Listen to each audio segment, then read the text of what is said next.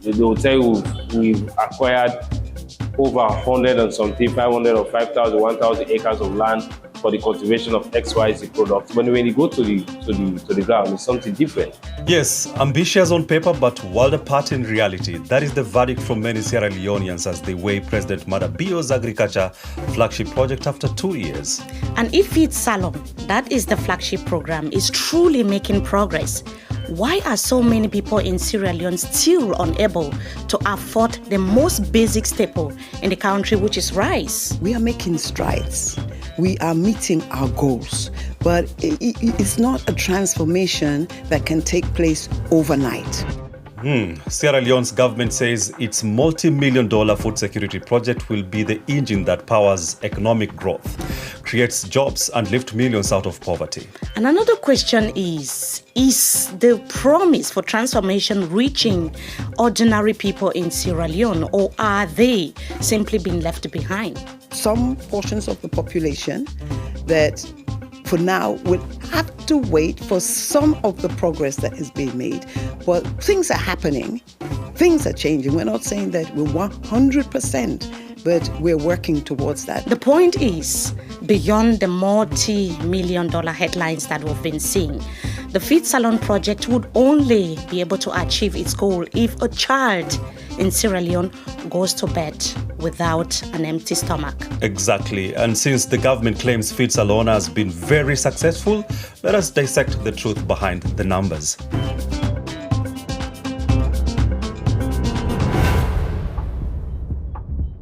And my name is Mimi Mefoneo. This is Under the Baobab. We welcome all of you. Yes, indeed, a very warm welcome. My name is Jojo Kachi. Here, we make Africa's complex stories personal.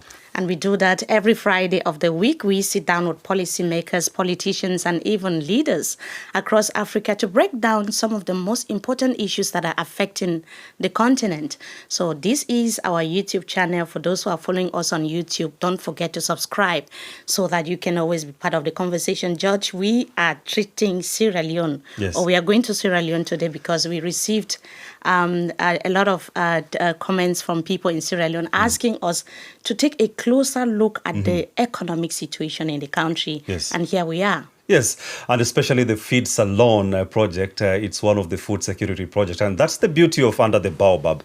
Every idea, every concern gets the attention it deserves. And today we are joined by Sierra Leone's Minister of Planning and Economic Development, Ms. Kanyi Bali.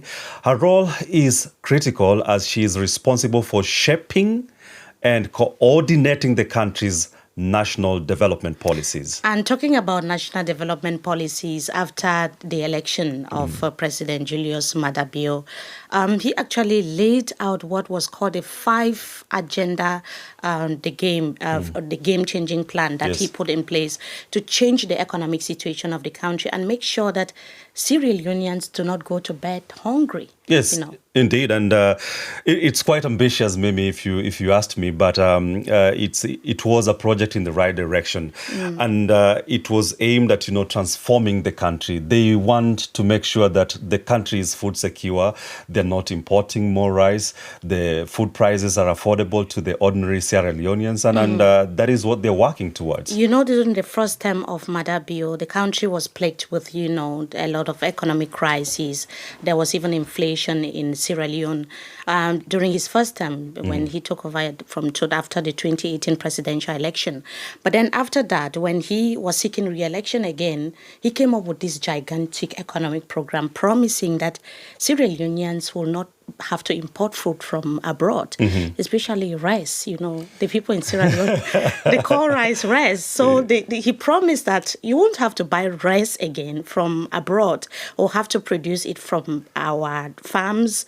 We'll take it from the farm, bring it to the market, and the prices will be cheaper and affordable for every Sierra Leonean. And this program is actually called Feed Salone. So the question now is, what has been the progress so far? Because it was launched in January 2023. Yes. And today we are trying to see how far the government has gone in terms of, implementing this and making sure that Sierra Leoneans, ordinary people who are not having maybe like jobs or enough money can have rice, which is like, it's like the staple It's their food. staple. You know, Yes. when you talk about rice and Sierra Leone, it's a do or ride, Right, right. a staple. And a Sierra Leonean would eat something, but without rice, they'll feel like, I've not eaten anything. Yes, that is the story they tell us. And that's why if the prices are, higher and there is a, shortage of this particular commodity, Right. then there is trouble in the country. Not just that, but to see that the government is still importing rice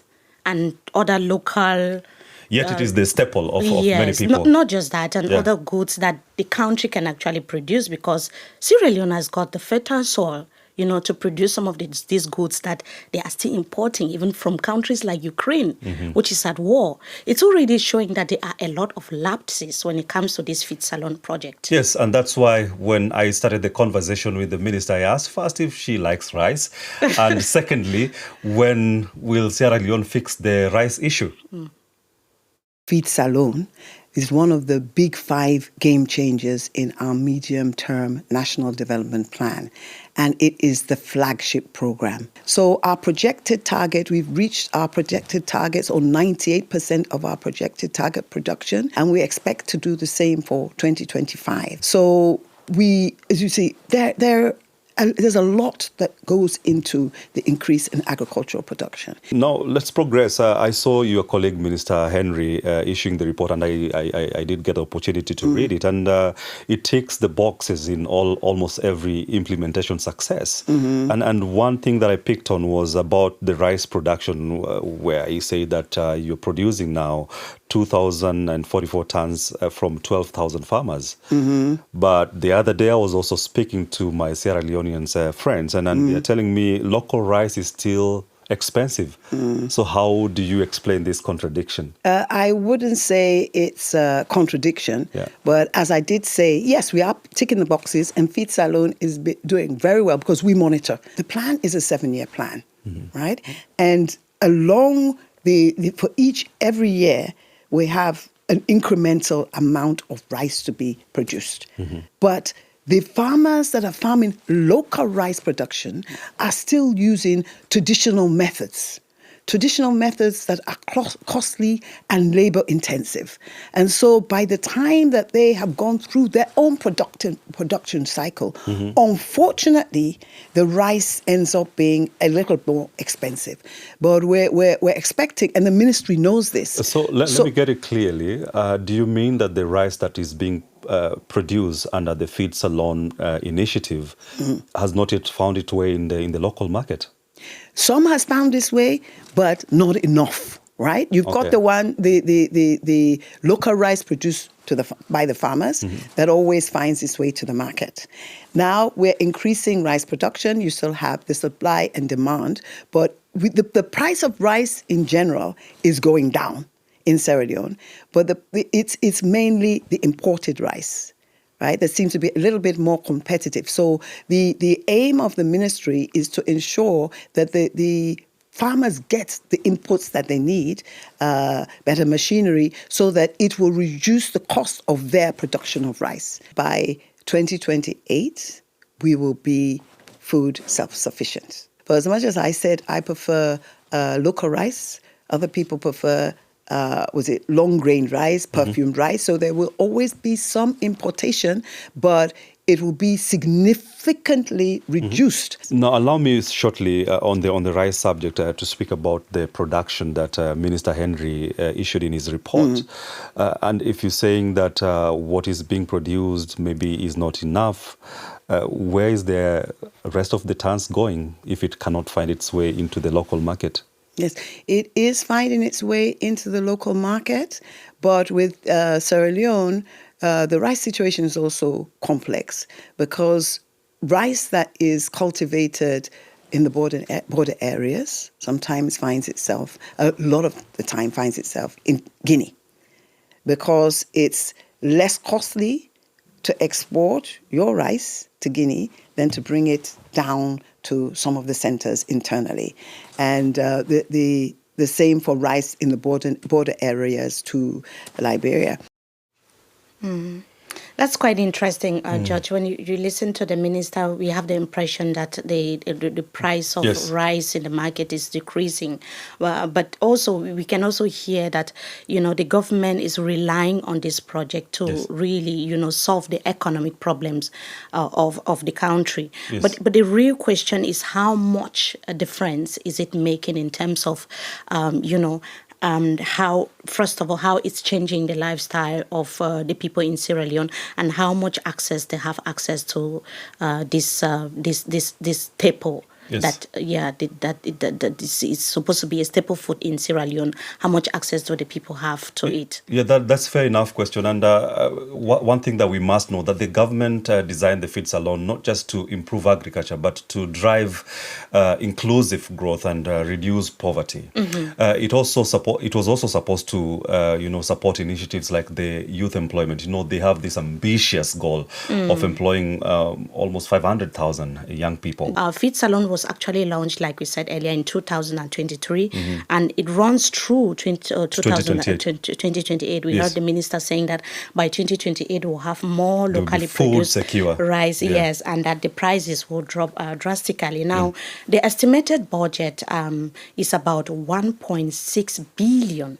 US dollars. That's a huge sum. Right. That's a huge amount of money. It's a lot of money, and it aims to boost economic growth and also increase local production and cutting down the $500 million that's spent annually on food imports. And that's also a lot of money being spent to import food. And I see like you abroad. have troubles, contextualizing that Sierra Leone is importing food from abroad. I don't even fathom it. I don't understand how that is even happening, but also that's not the only country in Africa doing that. Yeah, definitely. But because we don't want to go elsewhere, and today is just about Sierra Leone. We stick it to Sierra Leone. Another issue that I was just wondering and thinking about, George, is also the lack of accountability from the authorities. They are not saying where this money is being spent. They are not really transparent with the population, by telling them that this is how much. Of course, we know it's 1.6 billion US dollars. Yes. But 2 years after, because now we are evaluating this project 2 years after it was launched, people don't know how much was spent in, launching the project, how much the government has spent. The support to smallholder farmers and all that. And pretty much, Mimi, they are anchoring the project as, the major flagship that is supposed to also affect other, agenda that they have. Yes. They have a big five agenda, which is supposed to transform Sierra Leone by 2028. And pretty much for me, because we are speaking to an economy and planning minister, I was wondering, like, how is the economy doing? And as we read, Mimi, as you've said, when you read the World Bank, Sierra Leone's economy is doing well. And they're saying there is a projection. The World Bank is always saying that all is well, George. By, a 4.6% to be precise. If you are talking about producing rice locally, farm-to-market roads are not good. The government also promised to provide seeds, seeds to the people. And we've not really seen that effectively happening. The relationship between the government, local industries, and even farmers has not been the best since this project was launched. There are a lot of lapses. And in Sierra Leone today, according to the information that we are getting on the ground, people, they get to import even onions, Onions, not just rice, but onions. So there are a lot of loopholes that we can see, a lot of, setbacks, challenges that we can already start questioning how far the Feed Salone project has gone. Yes, and I tasked the minister to tell me why are we seeing, beautiful projections on paper, but Sierra Leoneans are not feeling the benefits. The economy is stable. The forex has been stable for the past couple of years. So what would be the measure of your stability, Madam Minister? The exchange rate has remained the same for the last couple of years. So that will be my measure of stability. In terms of inflation as well, we have gone from double digit to single digit. So maybe you're reading an old report, but for the last couple of years, the economy has been stable, and we're still fighting to increase, to improve our macroeconomic indicators. Yeah, of course, reports and statistics don't lie, definitely. And these are things we see like it is good on paper, but it's not a reflection on what is happening on the ground. So could you explain to my viewer or the listener right now, Yes. where is the disparity? We are seeing some of the realities because it could be worse. Whatever we're doing, in economic planning, we expect that it does reflect on the lives of the individuals. And we believe that, yes, that maybe you have some portions of the population that for now will have to wait for some of the progress that is being made. But I would say that some of our policies, a lot of our policies have impacted positively on the lives of Sierra Leoneans. So if you say some portion, it means that there are some who are benefiting. Yes, obviously, because we do. So what makes them qualify to benefit and some are not benefiting?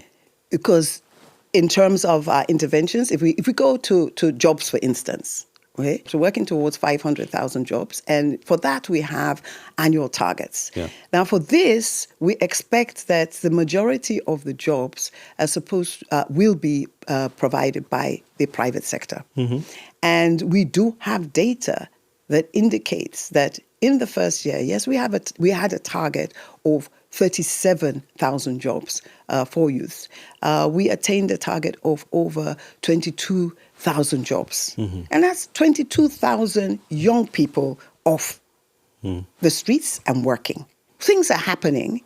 Things are changing. We're not saying that we're 100%, but we're working towards that very assiduously. And indeed, things are working. If you look at the reports, and so you're speaking about the unemployment rate, and also that is projected to fall to about 2.63% next year. Yet, young people are still complaining, Madam Minister, that there are no jobs in Sierra Leone. And this is the dilemma we face. How do we explain that? But I've given you some specific numbers. But don't forget, every year also, you're having another cohort of graduates coming out. So we're providing jobs. We're trying our best to catch up. So, Judge, here under the Baobab, we respect both statistics and the people's real experience. Yeah. But when you say that statistics don't lie, sometimes I question, Judge. How far are you sure that statistics don't lie? Yeah, credible institutions like the World Bank, I don't expect them to have statistics that would lie because we are consumers of such statistics.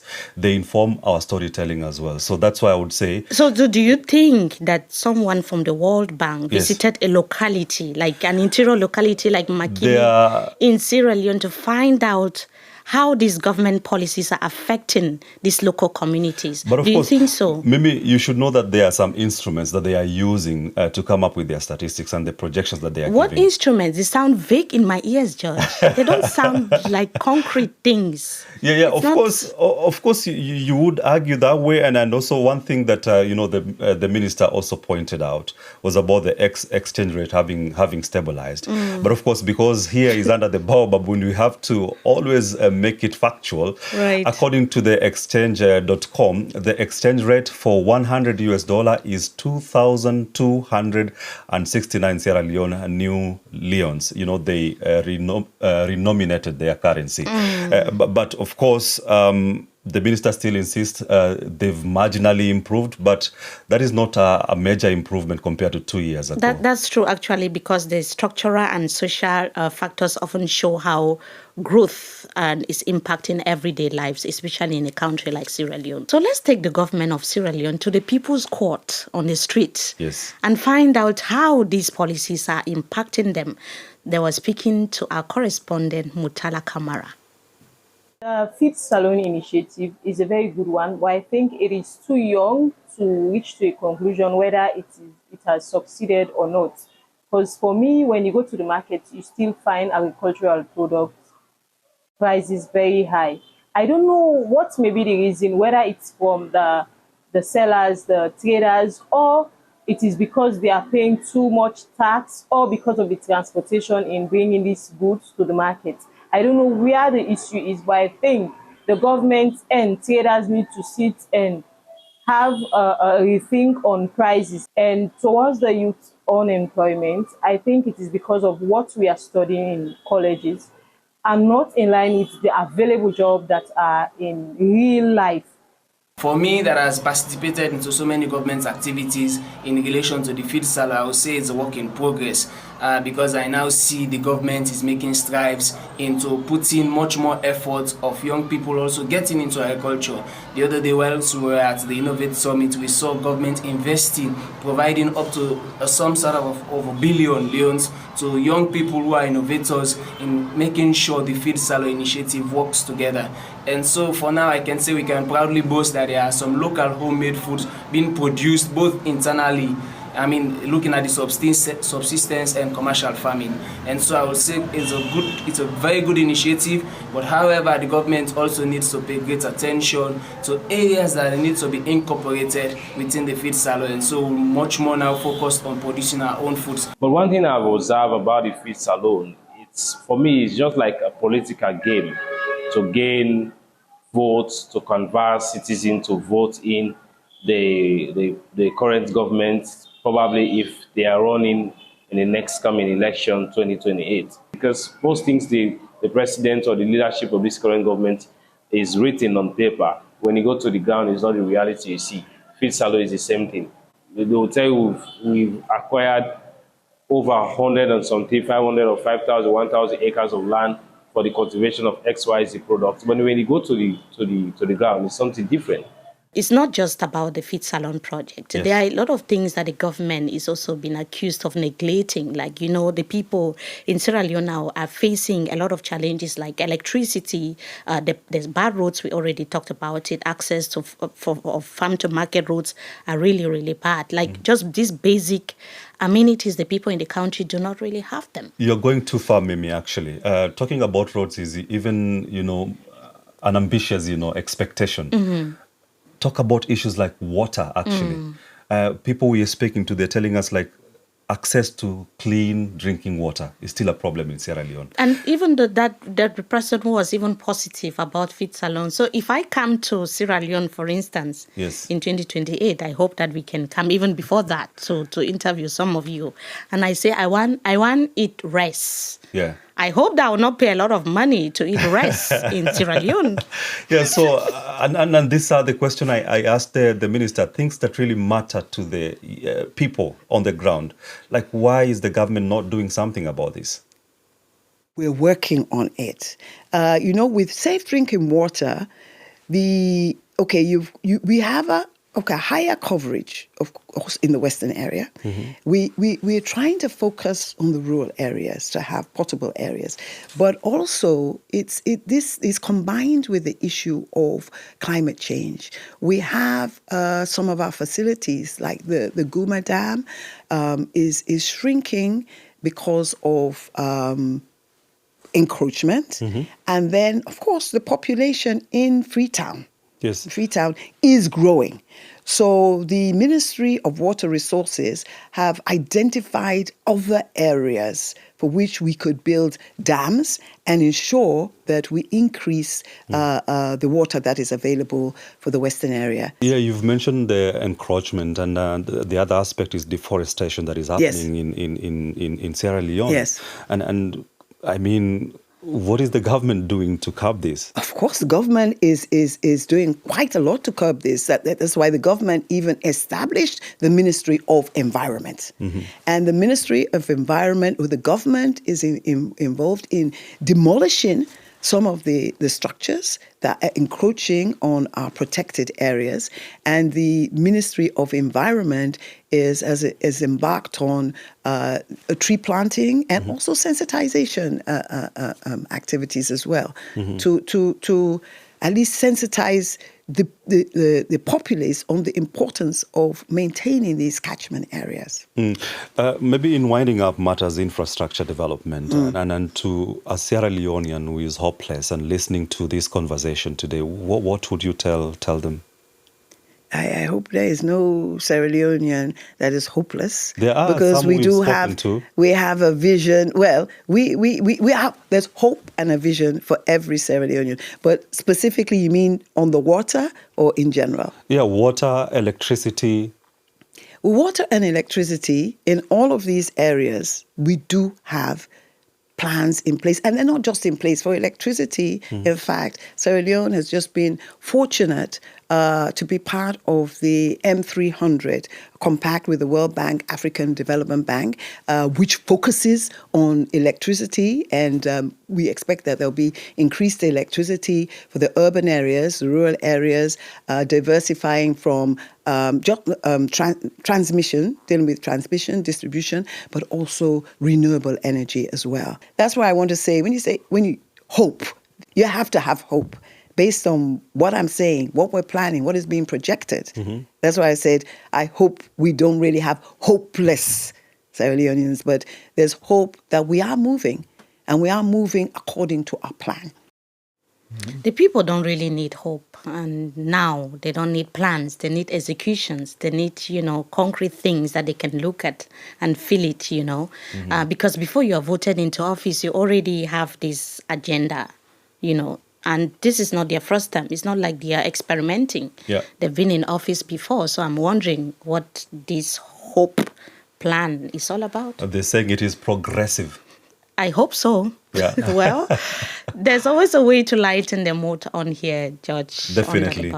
And we're talking about politics and public responsibility aside. We will now get to know Minister Kenye Belly personally in our rapid fire segment. When facing challenges, do you turn inward for strength or seek support from others? It's either or. There's a third choice. Either or. There's a third choice. I seek guidance from above. Okay. Yeah. All right. Yes. Fair enough. So would you say your leadership style is more compassionate or decisively firm?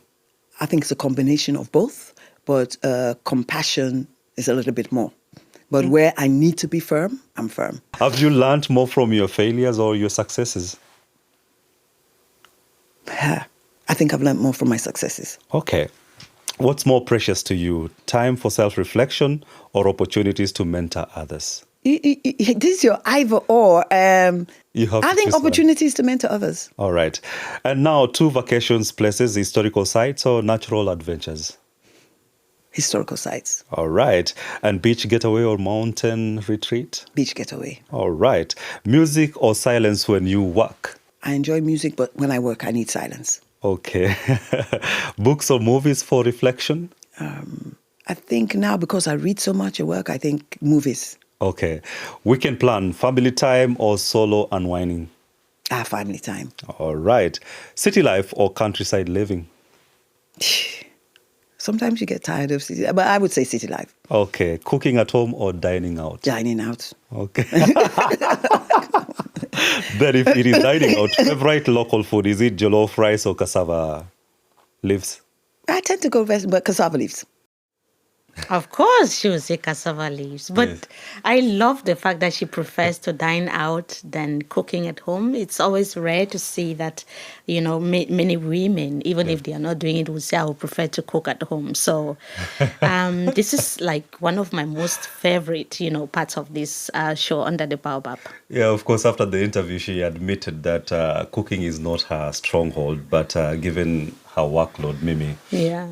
One can simply but understand she's a career woman, and before actually being a minister, she worked at the African Development Bank, among other international organizations. Yeah, that's a huge, she could potentially even be Sierra Leone's president one day. It was so great to have her, and yeah, definitely. So amazing for us to have delved deeper into Sierra Leone's Feed Salone project. We also talked about why economic growth projections are sometimes just good on paper, but realities remain different on the ground. And here we saw that effective structural reforms, discipline in spending, public resources, social safety nets the government must put in place, and inclusive policies are needed to bridge the gap between the growth figures and lived realities. And enough said. If you want us to cover some of the burning issues also affecting your country, your locality, please also reach out to us in the comment section and we'll make sure we do that. Please also subscribe to DW Africa if you're watching us on YouTube. Join the conversation on... Of course, you can find Under the Baobab on Spotify, Apple Podcasts, and of course, DW Africa's YouTube channel. And tell us what topic you want us to explore next time. They call me George Okachi, and thank you for watching. And my name is Mimi Mefoneu. Goodbye.